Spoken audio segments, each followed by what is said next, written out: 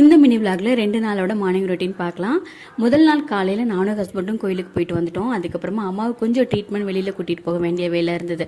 அதனால் அம்மாவையும் கூட்டிகிட்டு போயிட்டு அம்மா எப்போ வந்தாலும் இங்கே பக்கத்தில் இருக்க ஹாஸ்பிட்டல் போயிட்டு அவங்களுக்கு வந்து செக்கப்லாம் முடிச்சுட்டு அதுக்கப்புறமா தான் வந்து ஊருக்கு வந்து கிளம்புவாங்க. இதுதான் வந்து ரெகுலர்.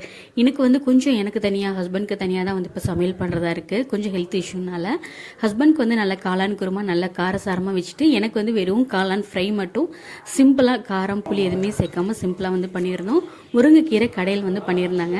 மறுநாள் காலையில் அம்மா வந்து ஊருக்கு கிளம்புறதா இருந்தது. பக்கத்தில் இருக்க கோயிலுக்கு போயிட்டு அம்மாவுமே ஊருக்கு வந்து கிளம்பிட்டாங்க. அம்மாவுக்கு நல்லபடியாக செக்கப்லாம் முடிச்சதுக்கப்புறமா ஊருக்கு வந்து அனுப்பிச்சி விட்டாச்சு. ஸோ அம்மா ஊருக்கு போனதுக்கப்புறமா வீடு வந்து கொஞ்சம் வெறிச்சின்னு இருக்கிற மாதிரி இருக்கும் இல்லையா, அதனால் வந்ததுமே சின்ன சின்ன க்ளீனிங் வேலைகளை மட்டும் பார்க்கலாம் அப்படின்னு சொல்லிட்டு ஒரு சில பொருளெல்லாம் தீர்ந்துருந்தது. அதெல்லாம் கையோட ரீஃபில் பண்ண ஸ்டார்ட் பண்ணிட்டேன். அம்மா வந்து 10 நாள் 20 நாள் இருந்துட்டு போனதுக்கப்புறமா சடனாக நம்ம வீடு பார்க்குறதுக்கே பிளாங்காக இருக்கிற மாதிரி எனக்கு வந்து பர்சனலாக தோணும்.